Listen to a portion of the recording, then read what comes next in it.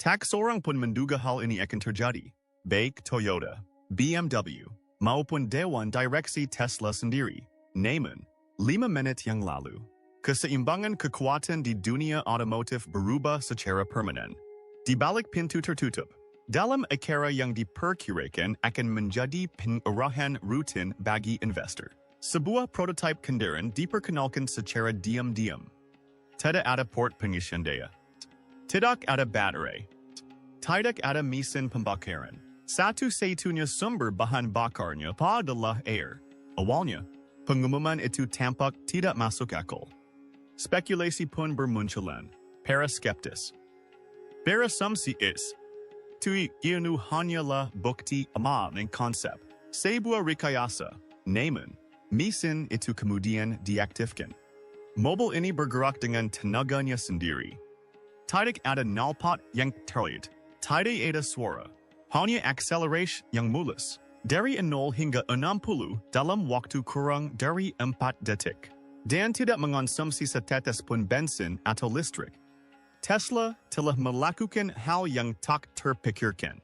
Elon Musk menyapa hadirin dengan konfirmasi singkat namun mengejutkan. Inilah Aqua Drive. Dikembangkan secara rahasia sejak 2018. Mobil ini tidak menyimpan daya, melainkan menghasilkannya. Dalam hitungan menit, pasar global mulai bereaksi. Valuasi Tesla melonjak. Perdagangan dihentikan sementara. Para analis energi berlomba-lomba menafsirkan masa depan di mana kendaraan listrik, yang diisi dayanya dari jaringan listrik, mungkin sudah ketinggalan zaman. Karena Aqua Drive bukanlah baterai. Ia adalah sistem pembangkit hidrogen real-time yang sepenuhnya ditenagai oleh air. Jadi, sebelum raksasa minyak mengubur ini, sebelum para pelobi melancarkan serangan pertama, ailekan bir langganan, bagikan. Inti dari perangkat ini adalah ultrasonicator keramik grafina, yang bergetar lebih dari 22.000 siklus per detik. Perangkat ini memecah molekul air di dalam ruang tertutup, mengekstraksi hidrogen sesuai kebutuhan, dan menyalurkannya langsung ke unit pembakaran turbin mikro. Tidak ada penyimpanan, tidak ada kompresi, tidak ada infrastruktur eksternal. Kendaraan ini hanya memiliki tangki sederhana berkapasitas 40 liter berisi air suling. Sistem ini tidak memerlukan prosedur pengisian bahan bakar khusus. Cukup air bersih dari sumber yang aman. Air hujan, air laut yang disaring, bahkan air keran untuk keadaan darurat. Hasilnya, jangkauan lebih dari 820 km per pengisian. Waktu pengisian ulang kurang dari 90 detik. Kecepatan tertinggi, 189 km per jam. AI beta-batasi oleh perangkat lunak. Knalpotnya hanya uap. Efisiensi lebih dari 90%. Biarkat loop oksigen resirkulasi yang mendorong hasil pembakaran melampaui apapun yang pernah ada pada teknologi baterai atau sel bahan bakar. Dan mungkin yang paling mengganggu, biaya operasionalnya hanya 0.7 sen per mil. Aqua Drive bukanlah peningkatan yang signifikan, melainkan sebuah penemuan baru yang total. Aqua Drive tidak bergantung pada supercharger, tidak bergantung pada jaringan listrik, tidak memerlukan lithium, kobalt, atau logam tanah jarang, dan dengan sekali serang, ia merusak fondasi industri gerakan kendaraan listrik global. Implikasinya langsung terasa. Para eksekutif di produsen mobil pesaing membatalkan kehadiran di media. Pelobi hidrogen menggelar konferensi pers darurat. Investasi dalam ekstraksi lithium langsung melambat. Pengajuan paten terkait Tesla melonjak setiap jam. Karena Aqua Drive tidak hanya mendobrak teknologi, tetapi pun energi, geopolitik, ekonomi, dan lingkungan.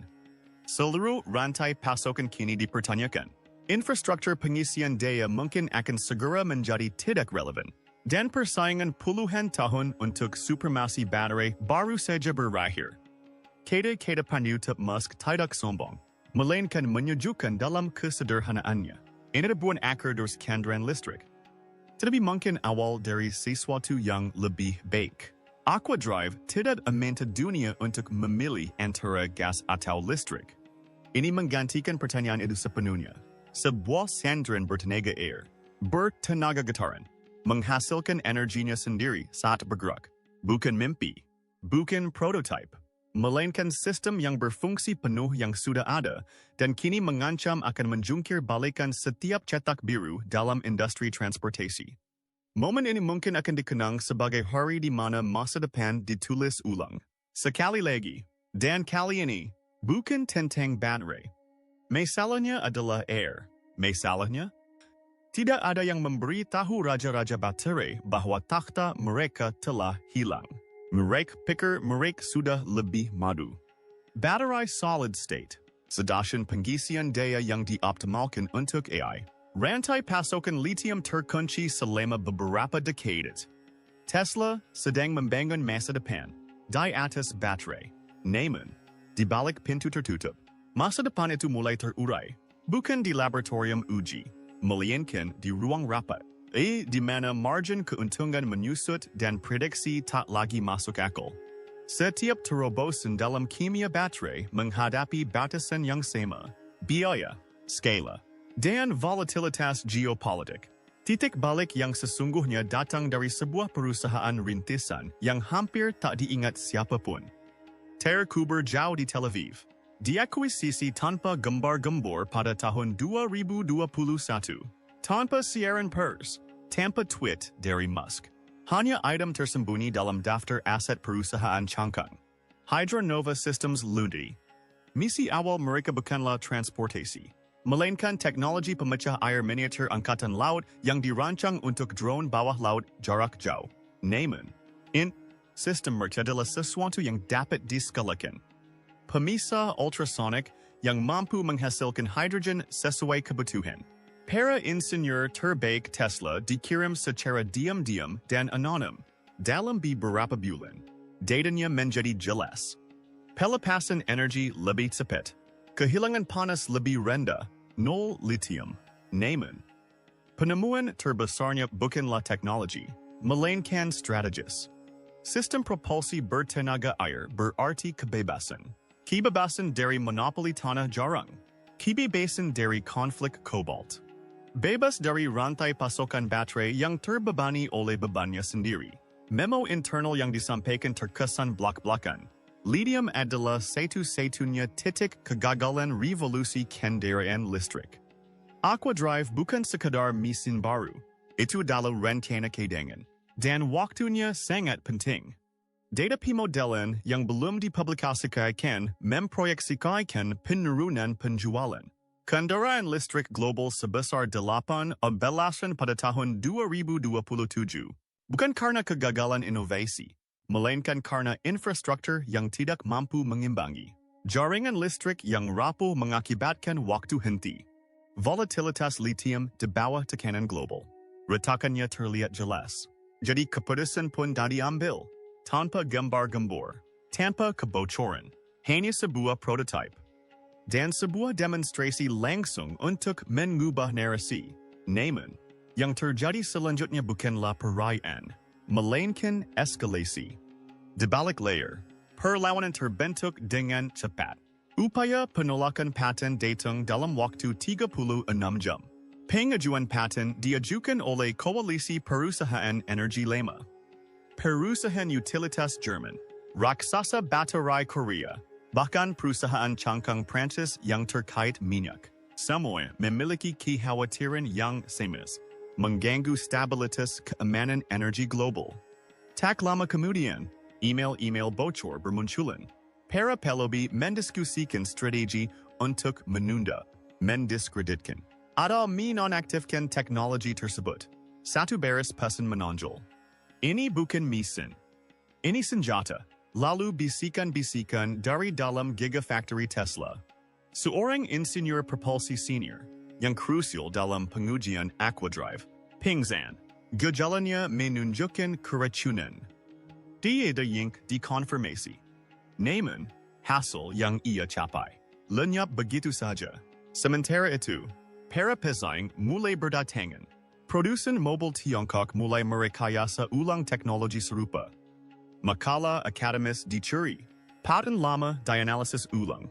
Tim Cyber Tesla melacak upaya intrusi kembali ke lembaga-lembaga yang didukung negara.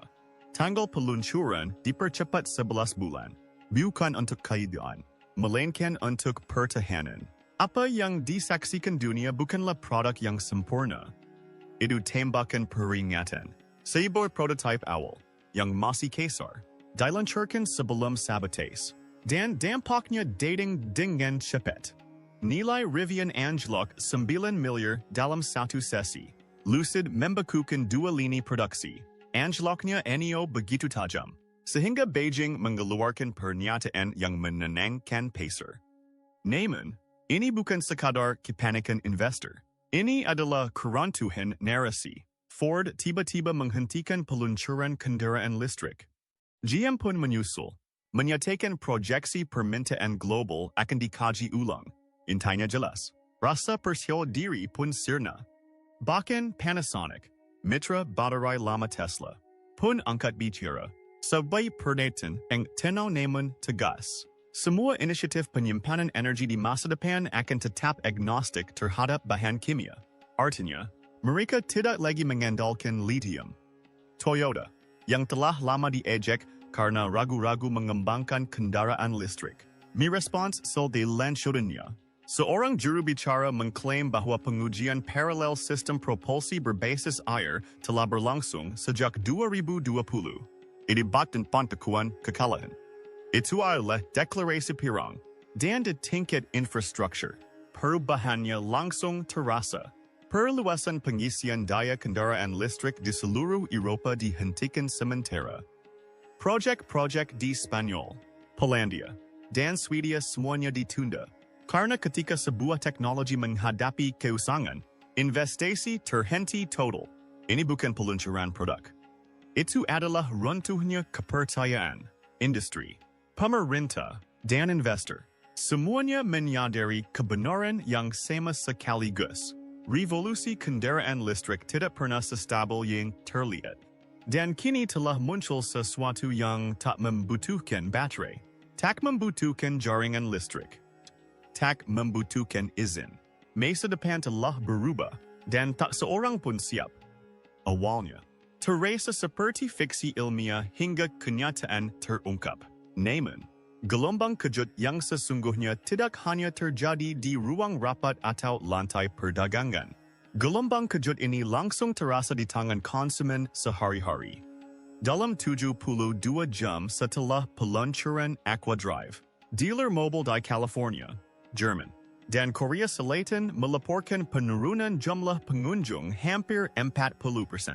Produsen mobil seperti Hyundai, Renault, dan BYD berlomba-lomba memangkas harga, menawarkan diskon tak terduga hingga 4.500 untuk menghabiskan stok kendaraan listrik yang sudah tua.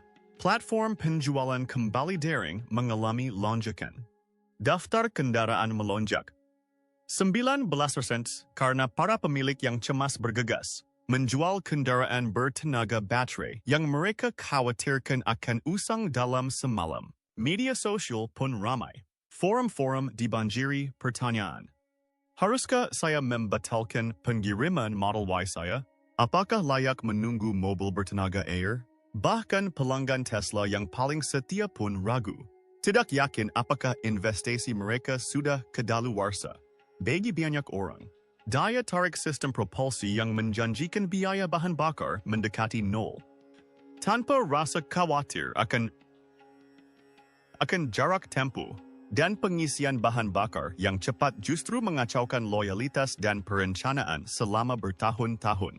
Perusahaan asuransi menyesuaikan model risiko dengan cepat, menurunkan premi untuk kendaraan berteknologi Aquadrive, sementara menaikkan biaya untuk kendaraan listrik yang lebih tua. Operator armada menghentikan pesanan, mengevaluasi ulang seluruh strategi pengadaan mereka untuk pertama kalinya sejak revolusi E5 dimulai. Pertanyaannya bukanlah kapan masa depan akan tiba, melainkan apakah masa depan sudah tiba dan apakah saya melewatkannya? Dan kepanikan yang terpendam itu yang ditularkan kepada jutaan orang, menghantam ekonomi global bak gempa tektonik. Pasar debut dalam kekacauan. Dalam 47 menit pertama perdagangan, Saudi Aramco merugi 29 miliar. Penurunan tertajam dalam satu hari sejak jatuhnya harga minyak tahun 2020. Para analis di Bloomberg terdiam di tengah siaran, ragu apakah akan menyebutkan sebagai kejatuhan atau transformasi. Namun di Oslo, sesuatu yang lebih aneh lagi terjadi. Norwegia tiba-tiba menangguhkan inisiatif cadangan lithium nasionalnya, sebuah strategi yang pernah dibandingkan dengan kekayaan minyak laut utara. Dana kekayaan negara mereka mengalokasikan kembali miliaran dolar ke dalam teknologi desalinasi, dengan alasan kebutuhan propulsi yang semakin meningkat. India, yang pernah tertinggal dalam persaingan senjata kendaraan listrik, tiba-tiba membalikkan keadaan. Parlemen mempercepat keringanan pajak pembakaran hidrogen yang berani, bukan hanya untuk mengejar Tesla, tetapi baik juga untuk melampauinya sepenuhnya. RU tersebut disahkan dalam waktu kurang dari 48 jam. Kemudian, KTT Energy G7 pun digelar. Jepang mengambil alih lebih dulu. Tidak ada pembahasan tentang paritas baterai. Tidak ada perdebatan tentang kuota kendaraan listrik. Sebaliknya, mereka meluncurkan kerangka kerja mobilitas air yang mendesak regulator di seluruh dunia untuk menulis ulang kelas kendaraan dan undang-undang emisi sebelum penemuan Musk membuatnya tidak relevan. Kemudian, diam-diam, Rusia merilis Memo Pers 1 baris. Kementerian Pertahanan kini sepenuhnya terlibat dalam studi propulsi berbasis air untuk transportasi militer. Tanpa elaborasi, tanpa konferensi pers, hanya isyarat dingin. Perlombaan senjata telah resmi dimulai. Namun, sementara kekuatan-kekuatan dunia berebut untuk memposisikan ulang ekonomi mereka, industri kendaraan listrik sendiri mulai terurai. Lebih dari 50.000 proyek stasiun pengisian daya di seluruh Amerika Utara tiba-tiba dibekukan, dibatalkan, atau diam-diam ditangguhkan. Pejabat setempat menyebutkan ambiguitas strategis. Modal swasta lenyap tanpa jejak. Para perencana jaringan listrik California, yang pernah membanggakan strategi energi kendaraan listrik selama 1 dekade, meninggalkan model tersebut. Dana darurat dialihkan ke sistem air kota dan pusat pemurnian bergerak tanpa gembar-gembor. Hanya pos-pos tersembunyi di dalam portal anggaran publik. Tesla, yang sudah 5 langkah lebih maju, mengambil langkah selanjutnya. Seluruh divisi supercharger dibubarkan. Terlahir kembali sebagai Tesla Hydra Systems. Produk komersial pertama mereka, pod desalinasi bergerak, dengan kemampuan pengisian ulang hidrogen terintegrasi yang dapat digunakan di mana saja di bumi. Dampaknya sungguh dahsyat. Perusahaan daur ulang baterai kendaraan listrik pun terjun bebas. Proyeksi Q3 dipangkas 22%. Kontrak dibekukan.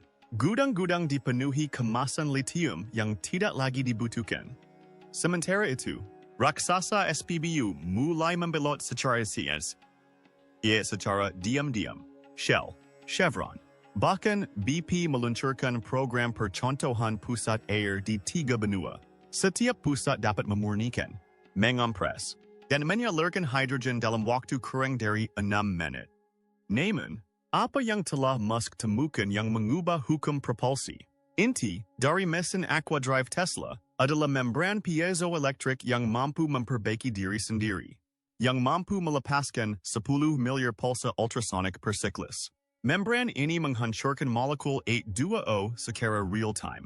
Frekuensi pulsa ini disetel secara presisi sesuai ambang batas kavitasi air, memungkinkan ekstraksi hidrogen tanpa elektrolisis dan tanpa lonjakan energi eksternal.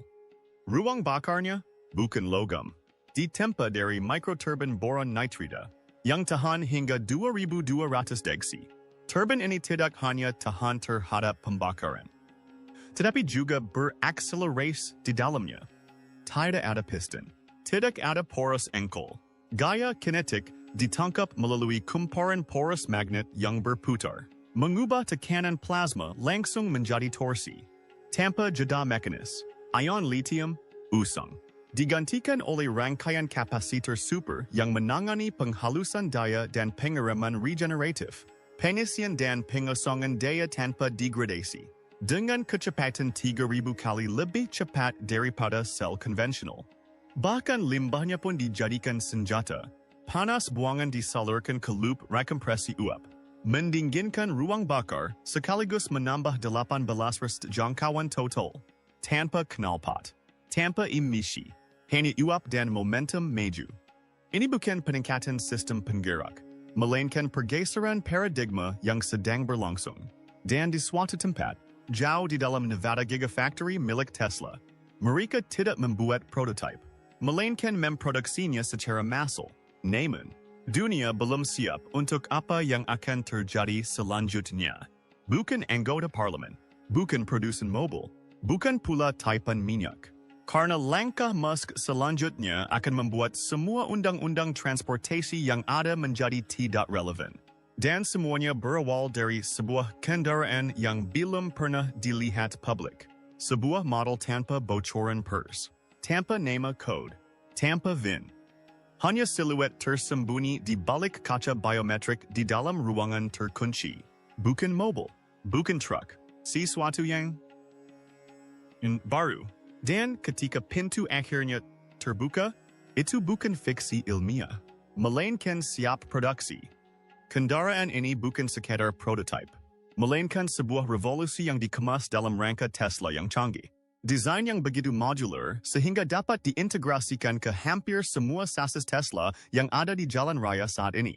Pada tahun 2027, proyeksi internal menunjukkan bahwa 47% dari seluruh Model 3 dapat ditingkatkan ke propulsi air hanya dengan penggantian drivetrain sederhana, tanpa baterai, tanpa logam tanah jarang, tanpa ketergantungan. Ini bukan sekadar terobosan teknis, melainkan pintu keluar dari cengkeraman rantai pasokan global. Aquadrive menghilangkan semua ketergantungan pada unsur tanah jarang, mematahkan kendali Tiongkok yang telah berlangsung puluhan tahun atas ekosistem kendaraan listrik. Konsekuensinya bergema di luar transportasi, memungkinkan kemandirian energi, ekonomi ekor rumput yang ditenagai hanya dengan air keren, dan revolusi otomotif terdesentralisasi pertama di dunia.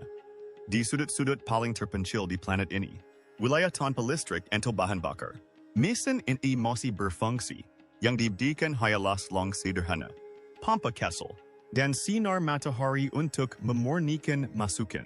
Seluruh warisan infrastruktur, monopoli, dan ketergantungan internasional telah dilampaui oleh salah satu elemen paling sederhana di bumi.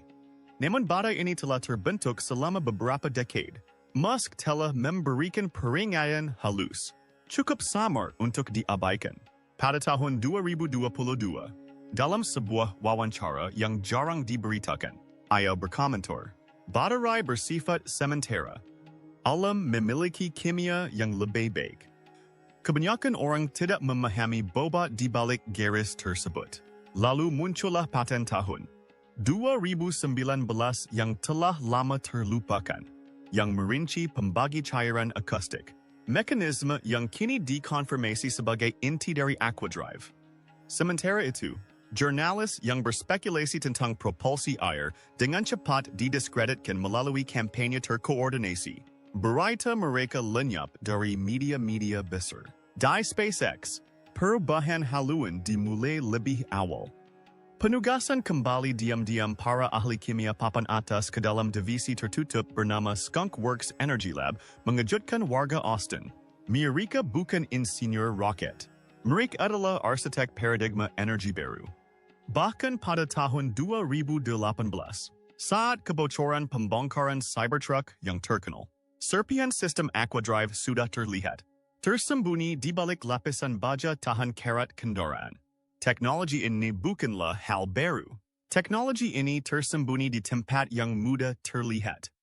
Kini, semenyu resmi, Tesla telah membuka perai pemesanan Model H, varian air hydrogen, dengan pengiriman dijadwalkan pada kuartal keempat 2026. Dalam hitungan jam, permintaan melonjak lebih dari 600%. Ini bukan sekadar kendaraan yang dipesan orang-orang. Ini adalah sebuah Great Nation, sebuah deklarasi kemerdekaan. Momen penentunya terjadi saat peluncuran produk Acer. Sebuah demonstrasi pun digelar. Sebotol air minum standar dituangkan langsung ke dalam ruang mesin. Beberapa detik kemudian, keandran itu hidup. Tanpa kabel, tanpa minyak, tanpa sandiwara. Hanya air burst yang berubah menjadi gerakan. Simbolnya tak terbantahkan. Pesan itu bergema lebih keras daripada siaran pers manapun. Masa depan tidak bergantung pada lithium. Ia tidak membakar minyak. Mengalir bersama air. Di balik pintu tertutup, Wall Street bergejolak. Para analis berdiras menilai kembali setiap aset yang terkait dengan kendaraan listrik. Ticker saham melonjak dan anjlok secara real-time. Dana-dana berubah arah dan proyeksi miliaran dolar lenyap begitu saja. Bagaimana dengan seluruh dunia? Mereka tidak lagi berspekulasi tentang kapan era listrik akan tiba. Karena era tersebut baru saja dikalahkan oleh era baru. Penggerak air belum akan datang. Ia sudah ada di sini. Dan apa artinya bagi pemerintah, bagi perusahaan, bagi peradaban itu sendiri? Masih belum diketahui. Mesinnya menyala, namun perjalanan baru saja dimulai. Anda telah melihat masa depan. Kalian jadi menontonnya saja. Nikmati momennya, sukai, bagikan, dan berlangganan untuk tetap terdipan. Berikan komentar. Apa menurutmu ini akan mengubah segalanya? Ainwa. Atau akankah mereka menguburnya sebelum dimulai? Karena apa yang terjadi selanjutnya bukan hanya tentang mobil. Ini tentang siapa yang mengendalikan kekuasaan itu sendiri.